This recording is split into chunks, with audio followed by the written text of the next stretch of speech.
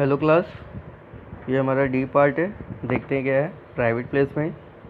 When a company offers its securities to select group of person not exceeding 200, it is called as a private placement. तो यहाँ पे क्या है, private placement का concept है। Private placement मतलब क्या, जब कभी भी company equity share capital raise करना चाहती है without inviting the general public, वो क्या कर सकती है, प्राइवेट लोगों को शेयर्स सेल कर सकती है, जिसका जो टोटल ग्रुप ऑफ पीपल होगी प्राइवेट में वो 200 होंगे। So total number of person, total number of people in private placement there will be 200। So 200 लोग ऐसे सिलेक्टेड लोग हैं जिसको कंपनी अपने शेयर्स प्राइवेटली सोल्ड आउट कर देंगे, और जो भी उनका जो cost of selling the shares और जो भी प्रोसीजर है वो सिंपल है, स्मूथर है और ईजियर है। ठीक है, यहाँ पे देखते हैं। In other words, company offer it securities only to identified person and not to the general public. यानी प्राइवेट प्लेसमेंट में सिर्फ सिलेक्टेड ग्रुप ऑफ पर्सन्स ही, कुछ पर्सन्स ही ऐसे हैं जिनको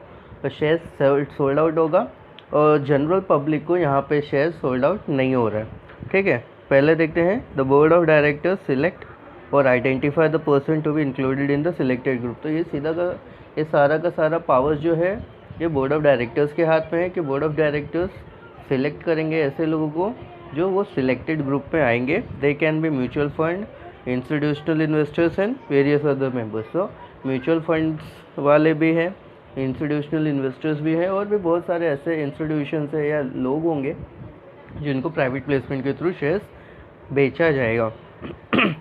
next one, company has to issue private placement offer along with the application. तो application के साथ साथ प्राइवेट प्लेसमेंट ऑफर भी कंपनी को क्या करना पड़ेगा, देना पड़ेगा। उसके बाद shares offered can be fully और partly paid up and the consideration should be paid by cheque, demand draft etcetera, but not by cash. तो जो भी शेयर्स प्राइवेट प्लेसमेंट के थ्रू कंपनी सेल कर रही है, वो सारी की सारी जो शेयर्स है वो पार्टली पेड अप भी हो सकते हैं या फुल्ली पेड अप भी हो सकते हैं, और ये जो अमाउंट है ये चेक के थ्रू, डिमांड ड्राफ्ट के थ्रू कंपनी को मिलेगा, but not by cash. Fourth one है, right to renunciation is not given to the application under the private placement. Company has to get approval of the share holder through special resolution. तो यहाँ पे private placement में company को ये right नहीं है कि वो अपने शेयर्स को सोल्ड आउट कर सके, या जो भी उससे रिलेटेड मैटर्स है वो शेयर होल्डर्स के मीटिंग में स्पेशल रिजोल्यूशन पास करने के बाद में जो भी डिसीजन है प्राइवेट प्लेसमेंट में लेते हैं। A company can make private placement in 2 ways. ठीक है, 2 तरीके के प्राइवेट प्लेसमेंट होते हैं। एक है हमारा राइट इशू और दूसरा है हमारा preferential allotment. Right issue we have discussed heading offering the shares to the existing share holder. तो ये हमने पहले ही डिस्कस कर लिया है कि राइट इशू वो इशू होता है जहाँ पे एग्जिस्टिंग इक्विटी शेयर होल्डर्स को और बोर्ड ऑफ डायरेक्टर्स को ये ऑफ़र करते हैं कि जब कभी भी नया लॉट ऑफ शेयर आए तो वो परचेस कर सकते, तो वो होता है हमारा राइट इशू। और दूसरा है हमारा प्रेफरेंशियल अलॉटमेंट। इसमें देखिए, when a company issue specified securities that is equity share और securities that can be converted into the equity share in future to a selected group of person on preferential basis, it is called the preferential allotment. तो जब कभी भी company equity share या फिर ऐसे securities जो future में जाके इक्विटी शेयर में कन्वर्ट हो सकते हैं, कुछ सिलेक्टेड ग्रुप ऑफ पीपल को जब सेल करते हैं तो उसको हम लोग क्या बोलते हैं, प्रेफरेंशियल अलॉटमेंट बोलते हैं। यहाँ पे देखिए, usually company offers preferential allotment to the promoters. तो प्रमोटर्स को प्रेफरेंशियल अलॉटमेंट मिलता है। प्रमोटर वो है जिन्होंने एफर्ट डाला है कंपनी को फॉर्म करने के लिए। एग्जिस्टिंग इक्विटी शेयर होल्डर्स भी आ सकते हैं प्रेफरेंशियल अलॉटमेंट के अंदर। एम्प्लॉयज़, वेंचर कैपिटलिस्ट, ये सारे लोग भी प्रेफरेंशियल अलॉटमेंट में आ सकते हैं। Shares offered are fully paid up and the applicant have to pay consideration in cash. तो जो ये प्रेफरेंशियल अलॉटमेंट में जो शेयर्स सेल होंगे उसका जो अमाउंट है वो फुल्ली पेड अप होना चाहिए, और जो कंसिडरेशन वो कैश में भी होगा तो भी चलेगा। Shares issued under preferential allotment have no voting right. तो प्रेफरेंशियल अलॉटमेंट में जो शेयर्स होल्ड आउट हो रहे हैं उसमें इन्वेस्टर्स को वोटिंग राइट्स के पावर नहीं। Approval of share holder in the form of special resolution is needed to make the preferential allotment. और इससे रिलेटेड बोर्ड ऑफ डायरेक्टर्स को एनुअल जनरल मीटिंग में एग्जिस्टिंग इक्विटी शेयर होल्डर्स से special resolution लेना है ताकि वो लोग अपना प्रेफरेंशियल अलॉटमेंट का प्रोसीजर प्रॉपर्ली फॉलो कर सकें। Companies usually go for preferential allotment as it is only one less time consuming but also involves less paper work and formalities. तो प्रेफरेंशियल अलॉटमेंट में पेपर वर्क कम है, formalities कम है, extra we can say the rules and regulations are simple and easy to raise the capital, and because of this reason the companies are going for preferential allotment। यहाँ पे additional information भी आपको दिया हुआ है। Private placement and preferential allotment में थोड़ा सा डिफरेंस है। Private placement and preferential allotment में एडिशनल इन्फॉर्मेशन के लिए such information is depend upon the things that you have understood up till the lecture that I have delivered to you all. ठीक है, तो अभी तक आपको जो भी इन्फॉर्मेशन या नॉलेज जनरेट हुआ है through the lecture, additional information ये आप देख सकते हो। ठीक है, उसके बाद में है हमारा next concept that is 3.4 that is allotment of shares.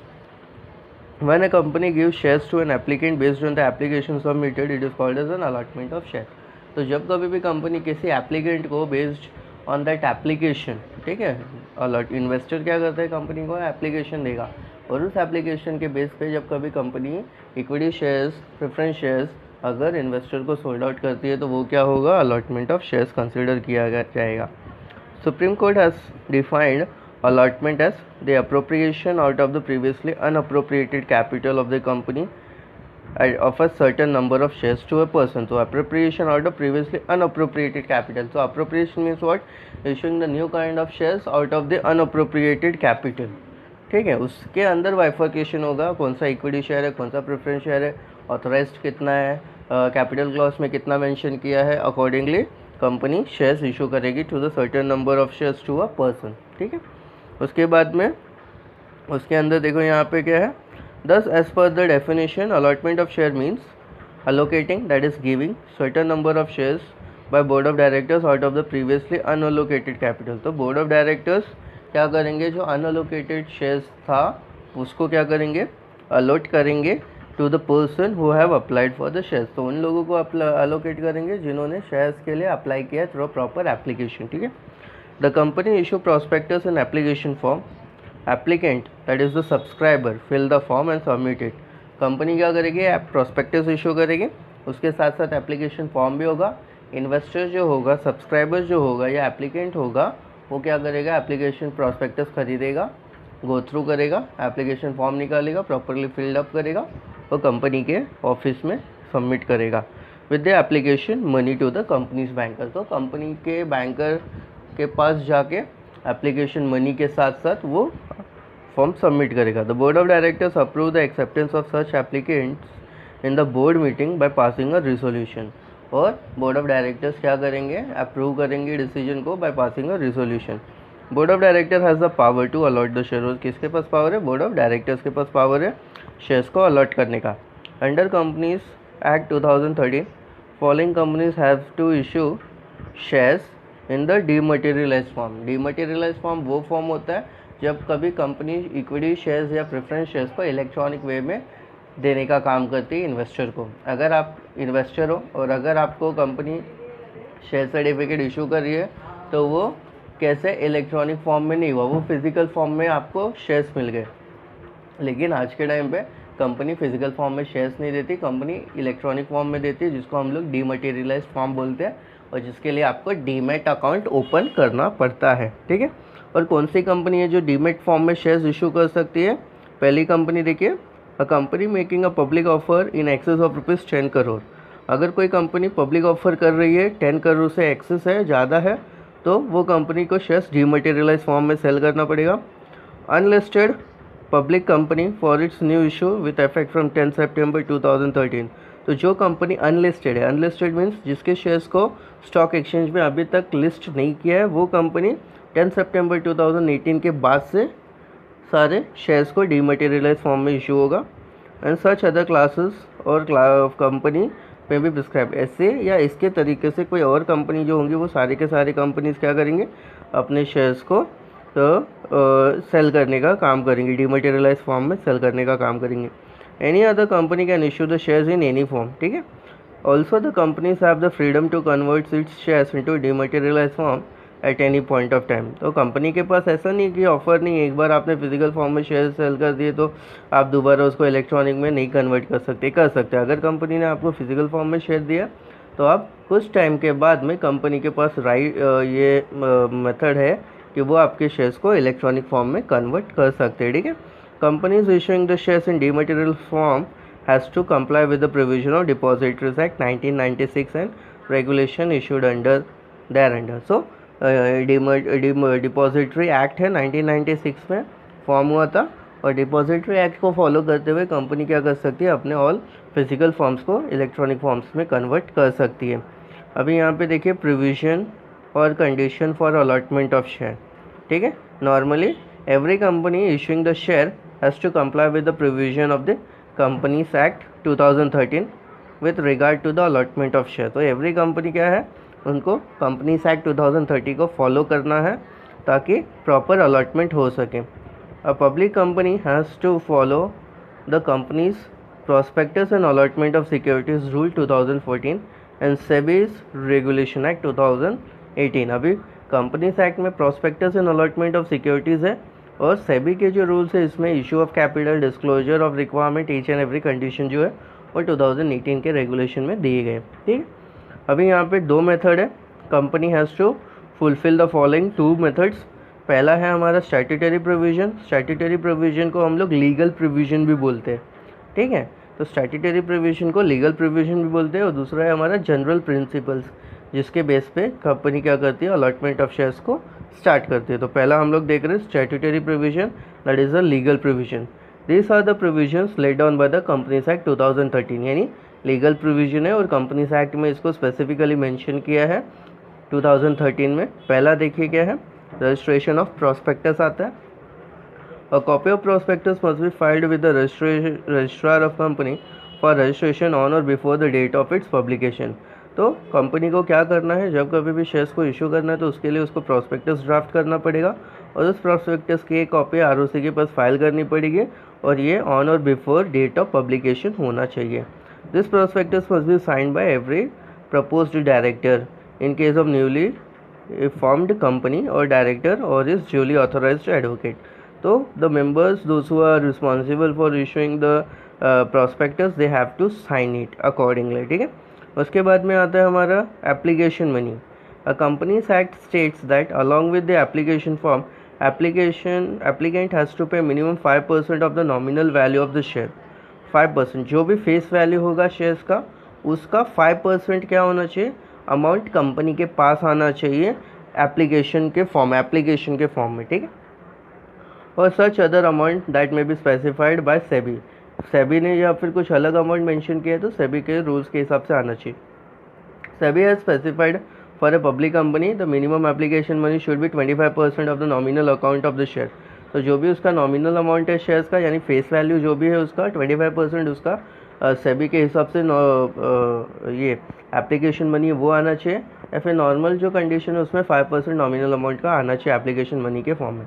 The application money is to be paid by the bank, paid in the bank by specified bank specified by the company.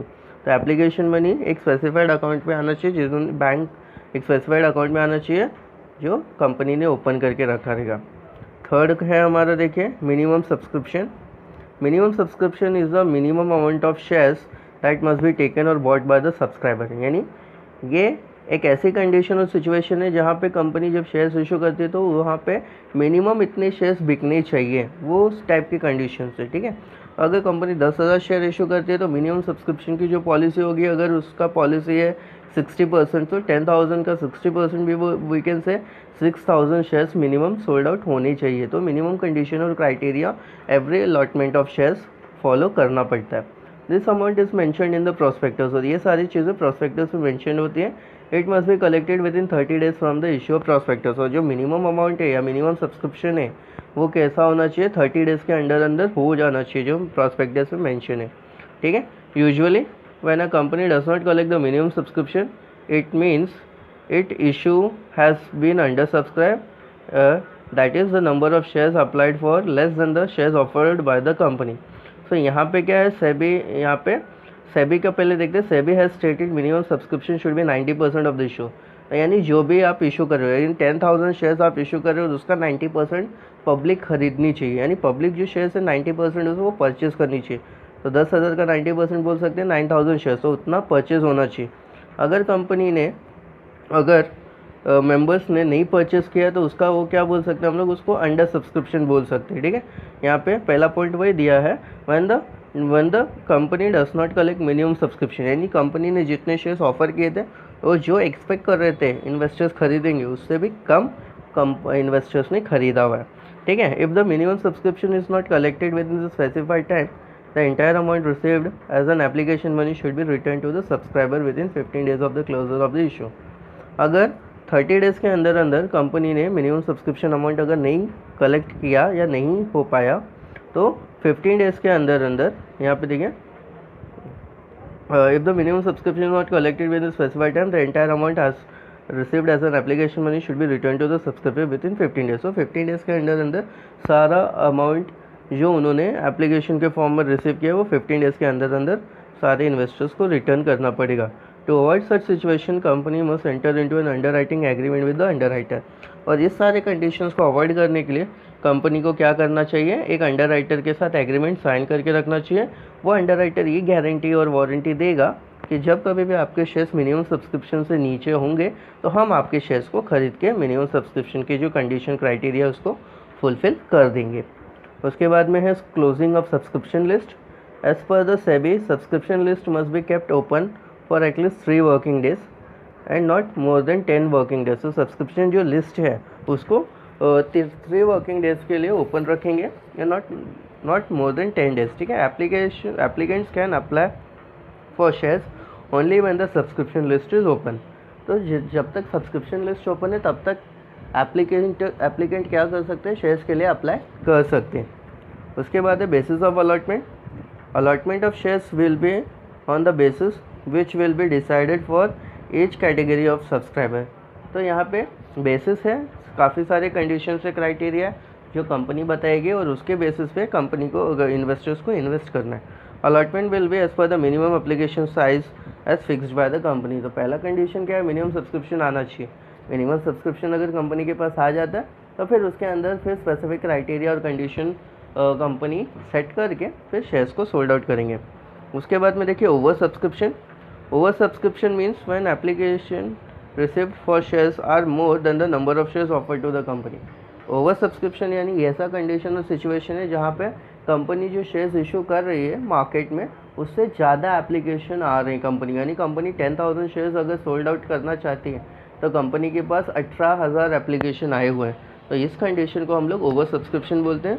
SEBI does not allow any allotment in excess of securities offered through the offer document और prospectus. तो सेबी ऐसे कोई ऐसे condition में allotment को कोई ज़्यादा वो एक्सेस ऑफ सिक्योरिटीज़ नहीं सोल्ड आउट कर सकते। अगर 10,000 सोल्ड करना है तो सिर्फ 10,000 ही सोल्ड करोगे। अगर 18,000 का एप्लीकेशन आया तो आप चाहो 18,000 सोल्ड कर सकते हो तो नहीं कर सकते। ठीक है, however it may permit not to allot not more than 10% of net offer. तो जो भी है 10% जो नेट ऑफर होगा वो कंपनी अलॉट कर सकती है। ठीक है, फिर उसके बाद में आ रहा है 7 पॉइंट देखिए, permission to deal on the stock exchange.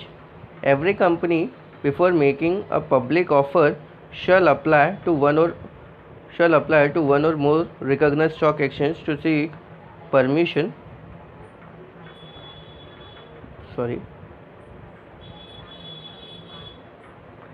every company before making a public offer shall apply one or more recognized stock exchange to seek the permission for listing its shares with them। so company को shares hold out करने के पहले stock exchange में application देना पड़ेगा, permission लेना पड़ेगा ताकि वो अपने शेयर्स को स्टॉक एक्सचेंज में लिस्ट कर सके जहाँ से easily buying and selling of shares possible हो। The prospectus shall mention in the name of the stock exchange and the fact that the application for permission is to list in the stock exchange has been made by the company. So अगर अभी तक approval नहीं मिला है तो company को क्या करना पड़ेगा, अपने प्रोस्पेक्टस के अंदर मेंशन करना पड़ेगा कि कंपनी ने एप्लीकेशन दिया हुआ है, परमिशन मिलेगा and we will soon going to list our shares on the stock exchange। ठीक है, नेक्स्ट पॉइंट है हमारा application appointment of manager to the issue and various other categories. Company has to appoint one और more merchant banker to act as a manager to the public issue. Company को merchant banker appoint करना चाहिए ताकि जो भी criterias है regarding the issue of shares and receiving the application money and giving the equity share to the investor, वो सारी चीज़ें फॉलो कर सकें. It also has to appoint registrar to the issue, collecting banker, फिर underwriter के साथ भी agreement होना चाहिए to issue, and broker to the issue. तो ब्रोकर क्या करेगा, buying and selling of shares में ब्रोकरेज कलेक्ट करेगा. Such certified syndicate banks and advertising agency. So various other stakes are there and accordingly companies को सारे लोगों का appointment करना चाहिए ताकि properly buying and selling of shares हो सके. सो आई hope that you have understood all the 8 points of statutory provisions. Okay, अभी हमारा नेक्स्ट है that is the general principle. These are the rules that the company must follow in addition to the provision of the Companies Act. ठीक है, ऐसे rules है जो company को follow करने चाहिए along with the provision of companies act. पहले क्या है, प्रॉपर अथॉरिटी किसके पास है, बोर्ड ऑफ डायरेक्टर्स और the allotment committee setup by the board has the authority. तो बोर्ड ऑफ डायरेक्टर्स के पास पावर है या फिर बोर्ड ऑफ डायरेक्टर्स ने एक अलॉटमेंट कमेटी बनाई होगी 3 या 4 लोगों को लेके, उनके पास पावर है जो शेयर्स को इशू कर सकते हैं. उसके बाद नेक्स्ट वाला देखिए, allotment must be against the application only. A company can allot the shares only if he has received a written application from the shares from the applicant. Allotment उन्हीं को होगा जिन्होंने शेयर्स के लिए एप्लीकेशन दिया है. अगर ऐसा बंदा होगा जिन्होंने शेयर्स, जिसको शेयर्स चाहिए बट एप्लीकेशन मनी नहीं है, उसने नहीं दिया है, तो ऐसे बंदों को हम क्या करेंगे, शेयर्स अलॉट नहीं करेंगे, कंपनी शेयर्स अलॉट नहीं करेगी. उसके बाद में रीजनेबल टाइम है. As per the act allotment shall be done within 60 days of receipt of application money. Allotment can be made from the 5th day from the date of issue of prospectus. तो allotment क्या है, with in 60 days क्या होना चाहिए, allotment हो जाना चाहिए receipt of application money के बाद. और ये जो allotment है 5th डे से स्टार्ट कर सकते हैं जब prospectus इशू हो गया हो. ठीक है, तो उसके बाद में absolute and unconditional. Shares should be allotted on the same terms and stated in the prospectus and application form. तो जो भी आपने terms and condition application form में लिखा है, प्रॉस्पेक्टस में लिखा है, उसी टर्म्स एंड कंडीशन पे आपको क्या करना है, शेयर्स को इशू करना है. No change in the terms of allotment और new condition can be added at the time of allotment. कोई नई चीज़ आप बाद में ऐड नहीं कर सकते आफ्टर सेलिंग ऑफ शेयर्स. उसके बाद में देखिए communication. Company has to inform the applicant that shares have been allotted to them by sending a letter of allotment और allotment advice. This letter gives detailed number of shares allotted, number of allotment money to be paid. Whenever जब कभी भी company ने shares allot कर दिए applicant को, तो उससे रिलेटेड एक लेटर सेंड करना पड़ेगा जिसको हम लोग लेटर ऑफ अलॉटमेंट भी बोलते हैं या फिर एडवाइस लेटर, अलॉटमेंट एडवाइस बोलते हैं. यहाँ पे सारे टर्म्स एंड कंडीशंस मेंशन होंगे, कितने नंबर ऑफ शेयर्स सेंड किए, कितना एप्लीकेशन मनी पे किया एंड वगैरह वगैरह चीज़ें उसमें मेंशन होती हैं. उसके बाद में देखिए, allotment should not be in contravention that is violation of any other law. Allotment ऐसा नहीं होना चाहिए जो किसी लॉ या एक्ट को वायलेट करके किया गया हो. A company cannot allot the shares by violating और contradiction of any other existing law, that is shares cannot be allotted to minor. तो माइनर को शेयर्स अलॉट नहीं कर सकते, ये इलीगल हो जाएगा.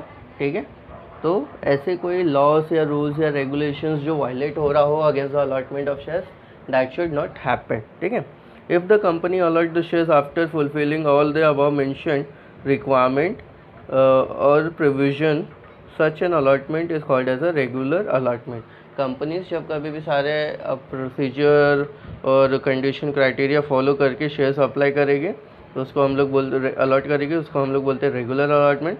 But if even one provision is not satisfied then it is called as irregular. अगर कहीं भी कोई भी एक्ट, कोई भी रूल, कोई भी लॉ वायलेट हो रहा है और कंपनी अलॉटमेंट कर रही है तो उसको हम लोग इरेगुलर अलॉटमेंट बोलेंगे और ऐसे अलॉटमेंट्स क्या हो जाएंगे, इनवैलिड हो जाएंगे. I hope that you have understood all the statutory provision and general principles related to the allotment of shares. Thank you.